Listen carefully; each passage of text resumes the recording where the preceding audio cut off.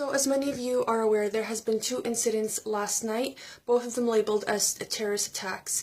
It began at London Bridge, where a van ran through pedestrians, killing 7 people, injuring 20, and then they ran to Borough Market, where 3 men came out of the van and started stabbing people. There was a couple of shootings, a police officer was injured, and many were affected in the attack as well. I was not at the incident, but a couple of friends of mine were having dinner close by, and we decided to get home as soon as possible. Going home, we witnessed the police, the ambulances, the helicopters, and alhamdulillah, I made it safe. But as soon as I got home, it was chaos in London, on social media, and of course Muslims felt the need to come out and have to apologize and try to educate. I tried to do my part, where I was letting people know that, you know what, during the month of Ramadan, Muslims are too busy fasting, too busy praying, giving to charity. Any true Muslim that actually follows the religion would be following Ramadan, and those who are doing the attack have nothing to do with Islam. As well, the police reports did not indicate what the identity or the race or the background of the faith group, but people, again, obviously, because it's a terrorist attack, they immediately link it to Islam and Muslims. Now, I woke up this morning and Theresa May, who's running for Prime Minister in the UK, decided to give a speech. And seeing it, I was enraged. I had to take a break for a good half an hour. I played the Quran so I can calm down, because the things that she was saying, the hate that she was spewing, was disgusting and vile, and it only adds more to the Islamophobia. She's using Islam for her fear-mongering, simply, to gain votes, because the election is this Thursday. I'm going to let you see the kinds of things. I have no words for this. Just listen. First, while the recent attacks are not connected by common networks, they are connected in one important sense.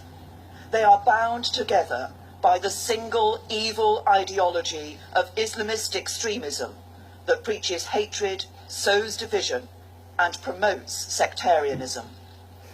It is an ideology that claims our Western values of freedom, democracy, and human rights are incompatible with the religion of Islam. It is an ideology that is a perversion. She had to go and say Islam. What did this attack have anything to do with Islam? If she wanted to talk about Islam, she could have, reached out to the Muslims who are fasting and who are being attacked and being labeled by this. But instead, she's blaming Islam for the identity of these men has still not been revealed. The police don't even know who they are. And immediately she jumps on the bandwagon, the same bandwagon that what's his name, President Trump used. My battery's going to die, but let me finish this quickly. And look at the state that the States was in. Trump was once upon a time against Islam and using Islamic terrorism, for his fear-mongering agenda, just to kind of turn people away against each other instead of, uniting and trying to fight this hate. They're creating more hatred. How are they any different from ISIS if, they claim ISIS is behind all of this? But then, of course, all of a sudden Trump gets money from Saudi Arabia, and all of a sudden he loves Islam, and Islam is a beautiful religion. They do not be brainwashed by politicians. They will tell you whatever they want to just so they can get you on their side. I'm still baffled. And at one point, I'm going to show you, she talks about how terrorism breeds terrorism. Yet, because of this attack, she feels there's an urge or a need to go continuing to invade Iraq and Syria. How does that make any sense? She just contradicts herself in the same sentence. This is clearly Trump 2.0. Alright, so first she says, but we believe we are experiencing a new trend in the threat we face, as terrorism breeds terrorism.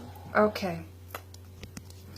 And then she says, yes, that means taking military action to destroy ISIS in Iraq and Syria. But it also means taking action here at home. Do you not see the ignorance coming out of this woman's mouth? If we all know terrorism breeds terrorism, then why are we invading Syria and Iraq? Why are we getting involved? Why are we giving them anger, something to retaliate against us here? Stay out of it. It's none of your business. It's none of your concern. And people claiming that, invading another country is going to give you freedom. No, it's doing exactly the opposite of that. What worries me the most is because of this kind of hate speech, and she's encouraging Islamophobia, hate crimes. Already we've had a wave of hate crimes after the Westminster attack, after the Ariana Grande concert. A sister who was leaving the East London mosque got attacked. A brother got acid thrown at him. Just random innocent civilians, innocent kids walking around after prayer, leaving to go home.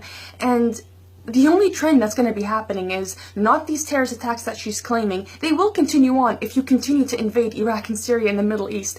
The only thing that's going to continue on with this kind of mentality and ideology that she's spreading is more Muslims are going to be at harm now. Young, innocent kids that had nothing to do with these attackers. Honestly, like, my message to the Muslim kids out there: stay safe, be careful, always report any kind of hate crimes, reach out, never walk alone, never go out at night. And to everyone else who honestly thinks that what she's... I'm sorry, I'm still in shock. Anyone who thinks this kind of mentality or ideology that she's spreading is what's right, what's needed in the UK, no, love wins. If terrorism breeds terrorism, and we understand that, hate breeds hate. And we can't let people like her, like the attackers, continue to divide us. Like, this is ridiculous.